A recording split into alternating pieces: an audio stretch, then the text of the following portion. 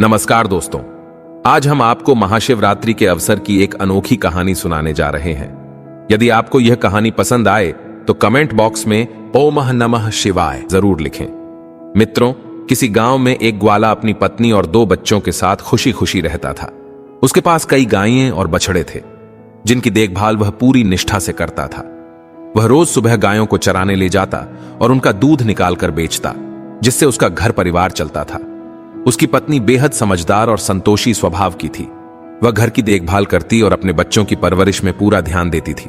उनके छोटे से घर में सादगी और प्रेम भरा जीवन था, जहां उनके बच्चे हंसी खुशी बड़े हो रहे थे। उस ग्वाले की पत्नी सुधा थी, जो भगवान शिव की अनन्य भक्त थी। वह हर दिन शिव की पूजा आराधना करती थी, चाहे कुछ भी हो, लेकिन वह अपनी शिव के प्रति आराधना कभी नहीं छोड़ती थी।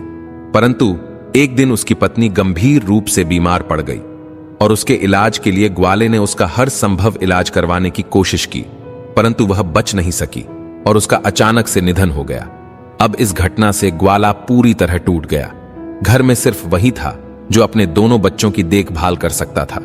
मित्रों, एक पिता के लिए मां की भूमिका निभाना कठिन होता है। मां का स्नेह, ममता और देखभाल का कोई विकल्प नहीं होता। ग्वाले के लिए भी अपने बच्चों की देखभाल करना बेहद मुश्किल था। वह दिन भर खेतों और जंगल में गायें चराने में व्यस्त रहता और जब घर लौटता तो बच्चों के लिए भोजन तैयार करने तक की फुर्सत नहीं होती। अब बच्चों की स्थिति दिन ब दिन दयनीय होती जा रही थी। उसकी बेटी, जो मात्र 10 वर्ष की थी, उसने धीरे धीरे घर की पूरी जिम्मेदारी अपने कंधों पर ले ली। सुबह उठते ही वह घर की सफाई करती, चूल्हा जलाती और अपने छोटे भाई के लिए भोजन तैयार करती। वह अपने छोटे भाई, जो लगभग 8 साल का था, का भी बहुत ध्यान रखती थी। मां के बिना उनके जीवन में गहरा खालीपन था, जिसे भरने की वे दोनों कोशिश कर रहे थे। दिन भर भाई बाहर खेलता या कभी कभी पिता की मदद करता था, जबकि बहन घर के सारे काम निपटाने के बाद अपनी मां की तरह ही भगवान शिव की पूजा में लीन हो जाती। हर रात दोनों मां की याद में आंसू बहाते, लेकिन फिर एक दूसरे का हाथ थामकर हिम्मत जुटाते और अगले दिन के लिए खुद को तैयार करते। ग्वाले की बेटी लगभग मात्र 10 वर्ष की थी और बेटा 8 वर्ष का। मां के गुजर जाने के बाद वे दोनों ही अपने पिता के सहारे रह गए थे, लेकिन समय के साथ ग्वाले को यह एहसास हुआ कि अकेले इन बच्चों की देखभाल करना उसके लिए कठिन होता जा रहा है। इसलिए कुछ समय बाद उसने दूसरा विवाह कर ली, यह सोचकर कि घर में नई मां आने से बच्चों को ममता और देखभाल मिलेगी। लेकिन ग्वाला की नई पत्नी स्वभाव से कठोर और स्वार्थी थी। उसे अपने पति के पहले विवाह से हुए बच्चे बिल्कुल पसंद नहीं थे। शुरू में उसने बच्चों के प्रति कुछ सहानुभूति दिखाई, लेकिन जल्द ही उसका व्यवहार बदल गया।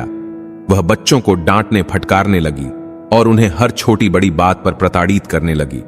धीरे धीरे ग्वाला भी अपनी दूसरी पत्नी के प्रभाव में आने लगा। उसने अपनी पत्नी की हर बात माननी शुरू कर दी और अपनी संतान की देखभाल से दूर होता चला गया। मित्रों, बच्चे अब पूरी तरह से अकेले पड़ गए थे। उनकी वह सौतेली मां अक्सर उन्हें भूखा ही रखती, उन पर अनगिनत काम लाद देती और अगर वे किसी भी काम में चूक जाते तो उन्हें बेरहमी से मारती पीटती। अब समय के साथ साथ ग्वाला भी बच्चों की तकलीफों को अनदेखा करने लगा, क्योंकि अब उसकी पूरी दुनिया उसकी नई पत्नी के इर्द गिर्द घूमने लगी थी। मासूम बच्चों के लिए यह समय बेहद कठिन था, लेकिन वे एक दूसरे का सहारा बनकर अपने जीवन की कठिनाइयों का सामना कर रहे थे। अब समय बीतता गया, बच्चे धीरे धीरे बड़े हो रहे थे। ग्वाले की दूसरी पत्नी के मन में उसके सौतेले बेटे के प्रति कोई स्नेह नहीं था। वह उसे बोझ समझती थी और हमेशा किसी न किसी बहाने से उससे पीछा छुड़ाने की कोशिश करती थी। वह आए दिन अपने पति से कहती, यह लड़का अब काफी बड़ा हो गया है, इसे घर में यूं ही बेकार बैठे रहने का कोई हक नहीं है। अब इसे जंगल में जाकर गायों और बछड़ों को चराना चाहिए। अब तक तुमने यह काम किया, लेकिन अब तुम्हें खुद जंगल में जाने की जरूरत नहीं है। यह अब इस जिम्मेदारी को निभाने के लिए पर्याप्त बड़ा हो गया है। उसकी बातों में दृढ़ता और कठोरता थी और ग्वाला भी अपनी पत्नी के प्रभाव में आकर उसकी बातों को अनदेखा नहीं कर सका। फिर एक दिन की बात है, ग्वाले ने अपनी पत्नी की बात मान ली और बिना अपने बेटे की भावनाओं की परवाह किए उससे जंगल में जाकर गाय बछड़ों को चराने का काम सौंप दिया। अब लड़का प्रतिदिन सुबह जंगल जाता था और दिन भर गायों को चराता और शाम को थका हारा घर लौटता। लेकिन उसे इस बात का सुकून था कि उसकी बहन उसकी देखभाल करती थी। वह उसे स्नेह से भोजन कराती और रात में दोनों भाई बहन मां को याद कर अपने हालात पर रोते। अब समय के अनुसार ग्वाला अपनी पत्नी की सारी बात मान ली और अपने बेटे को जंगल में गायों और बछड़ों को चराने भेजने लगा। नन्हा बालक अब प्रतिदिन सुबह तड़के ही जंगल चला जाता, जहां वह दिन भर चिलचिलाती धूप या कभी कभी मूसलाधार बारिश में भी अपने पशुओं की देखभाल करता।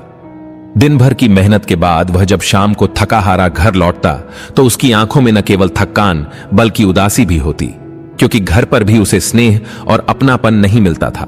वहीं दूसरी ओर उसकी बहन भी बड़ी हो गई थी और घर की सारी जिम्मेदारियां उसी के कंधों पर आ गई थीं।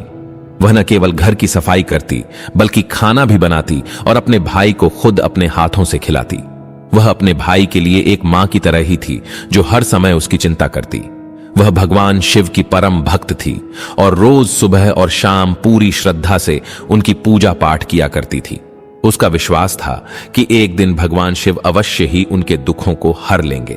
मित्रों, उन भाई बहन का प्रेम अटूट था। वे एक दूसरे का सहारा थे और एक दूसरे के बिना जीवन की कल्पना भी नहीं कर सकते थे। वे अक्सर आपस में बातें करते कि किस प्रकार उनके पिता ने उनकी परवाह करनी छोड़ दी है। मां के निधन के बाद उनके जीवन में दुखों का अंबार लग गया था।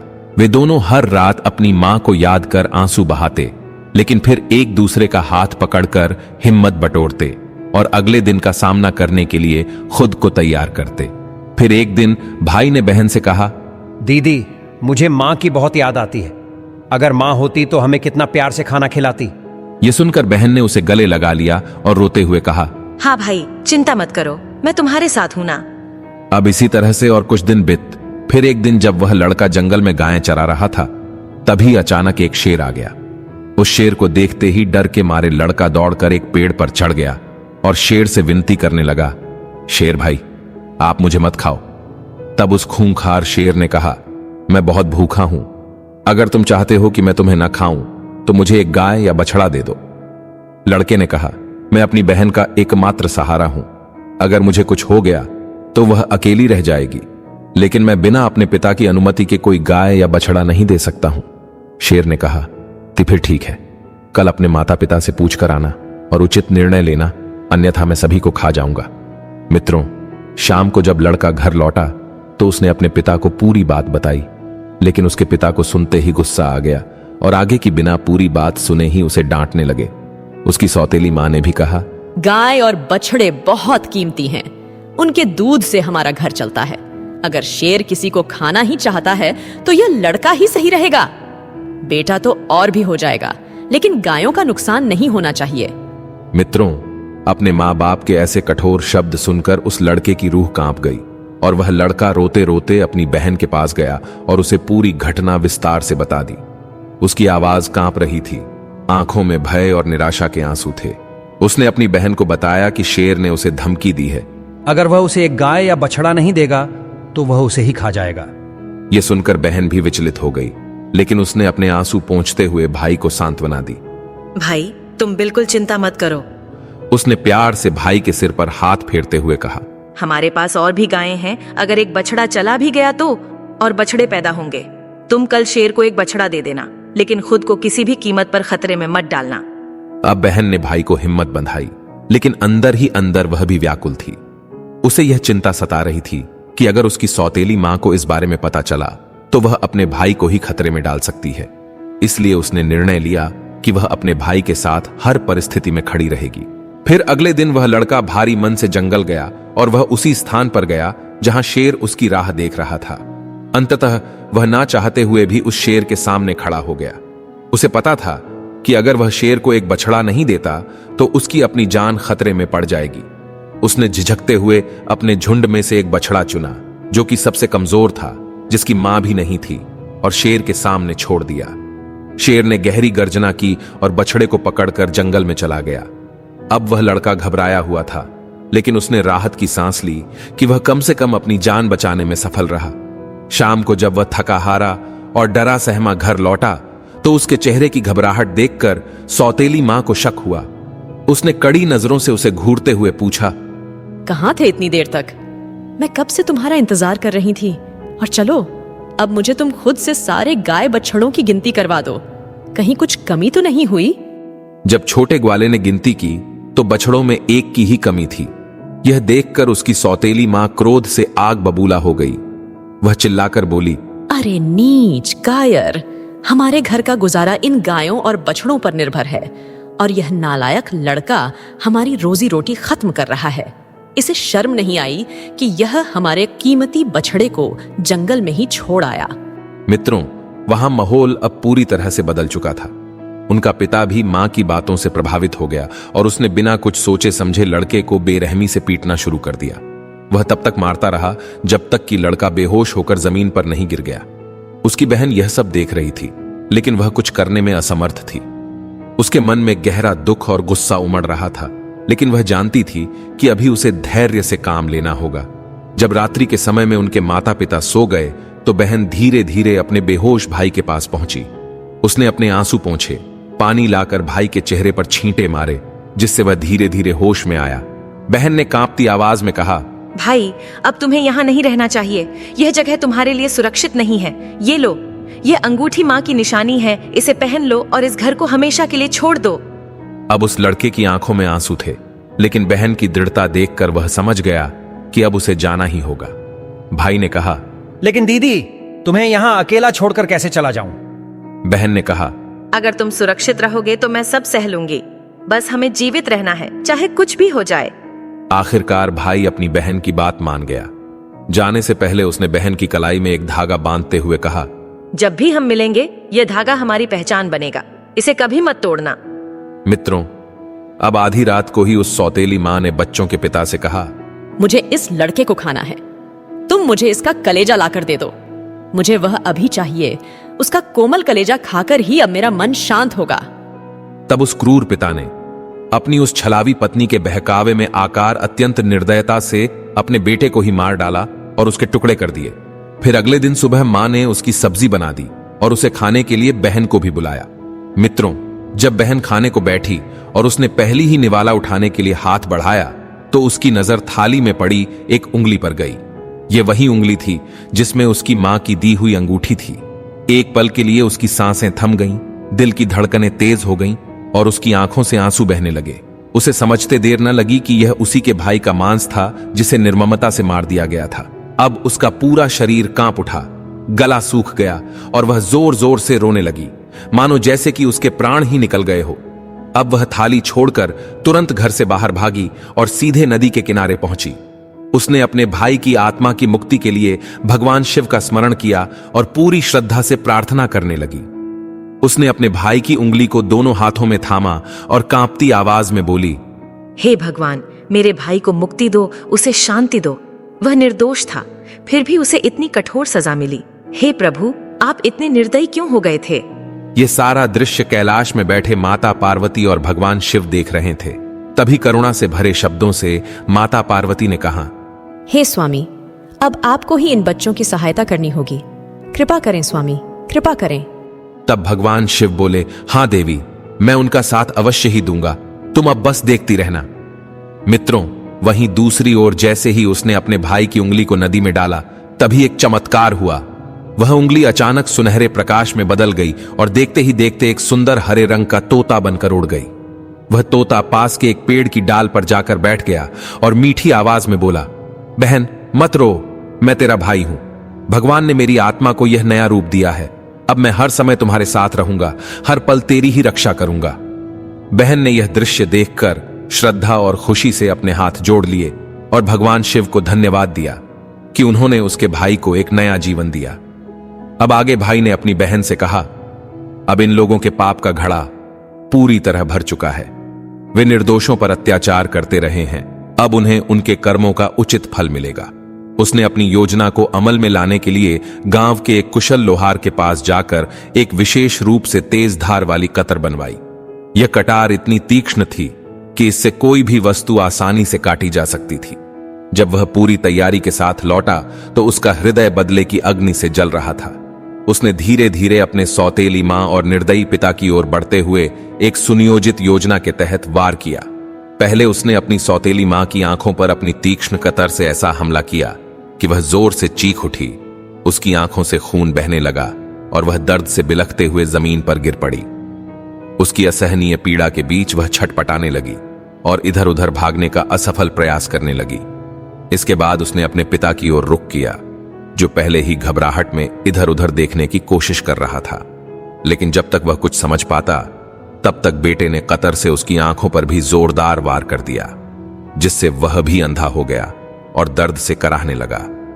दोनों ही अत्याचारी एक दूसरे से टकराते हुए भागने लगे, लेकिन उनके लिए अब कोई रास्ता नहीं बचा था। उनकी चीखें पूरे घर में गूंजने लगीं, लेकिन इस बार उन चीखों को सुनने वाला और उन पर दया करने वाला कोई नहीं था। मित्रों, अब भाई ने अपनी बहन की ओर देखा, जो उसकी ओर गर्व और राहत भरी आंखों से देख रही थी। उसने अपनी कटार को एक ओर फेंका और बहन का हाथ पकड़कर कहा, अब हम इस अन्याय के घर में नहीं रहेंगे। हमारा जीवन अब एक नई दिशा में जाएगा, जहां कोई हमें कष्ट नहीं देगा। तुमने निर्दोषों पर अत्याचार किया है, तुम्हें इसका दंड मिलना ही था। और भाई ने गुस्से में कहा। उनकी करुण पुकार भी अब उसे विचलित नहीं कर रही थी। अंततः वह अपनी बहन के साथ वहां से निकल गया, यह जानते हुए कि न्याय पूर्ण हो चुका था और अब उनका जीवन एक नई दिशा में आगे बढ़ सकता था। इसके बाद भाई ने अपने उन अत्याचारी माता पिता को उनके ही पापों की सजा देने का दृढ़ संकल्प लिया। उसने पहले उन्हें उनके द्वारा किए गए सभी अन्यायों की याद दिलाई कि कैसे उन्होंने अपनी ही संतान पर अत्याचार किए, निर्दयता से अपनी सौतेली मां के इशारे पर उसे प्रताड़ित किया और आखिर में उसकी जान लेने की साजिश रची। फिर कुछ ही समय में वे दोनों वहीं धराशायी हो गए। उनका अन्यायपूर्ण जीवन समाप्त हो गया। पूरे घर में एक अजीब सी निस्तब्धता छा गई, जैसे वर्षों से सहे जा रहे अन्याय और अत्याचारों का अंत हो गया हो। रक्तरंजित भूमि पर पड़े वे दो निर्दयी शरीर इस बात का प्रमाण थे कि अन्याय कभी टिक नहीं सकता। भाई बहन एक दूसरे को देखकर भावुक हो उठे। उनकी आंखों में आंसू थे, लेकिन इस बार वे आंसू दुख के नहीं, बल्कि राहत और नए जीवन की उम्मीद के थे। भाई ने अपनी बहन का हाथ थामकर कहा, अब हमें डरने की जरूरत नहीं है दीदी। यह अन्यायपूर्ण घर अब हमारा नहीं रहा। हमें अब एक नई जिंदगी शुरू करनी है। उन्होंने अपने पुराने जीवन की सभी यादों को वहीं छोड़ दिया और नए सफर की ओर कदम बढ़ाया। अत्याचारियों के अंत के साथ उनके जीवन में एक नया सवेरा आया, जहां अब वे स्वतंत्र रूप से जी सकते थे, बिना किसी भय और क्रूरता के। उनके सामने अब एक नई दुनिया थी, आशाओं और खुशियों से भरी हुई। मित्रों, भाई बहन अत्याचारों से मुक्ति पाकर एक मंदिर में शरण लेने के लिए चल पड़े। उनके मन में भय तो था, लेकिन साथ ही एक नए जीवन की उम्मीद भी थी। मंदिर के शांत वातावरण में उन्हें शांति मिली। वे प्रतिदिन मंदिर की सफाई करते, भगवान शिव का अभिषेक करते और उनकी भक्ति में लीन हो जाते। और उस दिन महाशिवरात्रि का पावन दिन था। उनकी निस्वार्थ भक्ति और निष्ठा को देखकर मां पार्वती ने भगवान शिव से कहा, हे स्वामी प्रभु, इन दोनों ने अपने जीवन में असहनीय पीड़ा सही है, अब इनका दुख दूर करना चाहिए। भगवान शिव उनकी भक्ति से प्रसन्न हुए और उनके समक्ष प्रकट होकर बोले, वत्स, तुम्हारी परीक्षा समाप्त हुई। तुम्हारी सच्ची भक्ति और धैर्य को देखकर मैं तुम्हें आशीर्वाद देता हूं। भगवान शिव ने उस लड़के को उसके मूल स्वरूप में लौटा दिया, जिससे वह फिर से इंसान बन गया। भाई बहन ने भगवान को नमन किया और खुशी से झूम उठे। अब वे दोनों मंदिर में ही सेवा करने लगे और जीवन भर भगवान शिव की भक्ति में लीन रहने का संकल्प लिया। मंदिर के पास ही उन्होंने अपना जीवन बसाया, जहां वे निर्भय और सुखपूर्वक रहने लगे। जय हो भगवान शिव की।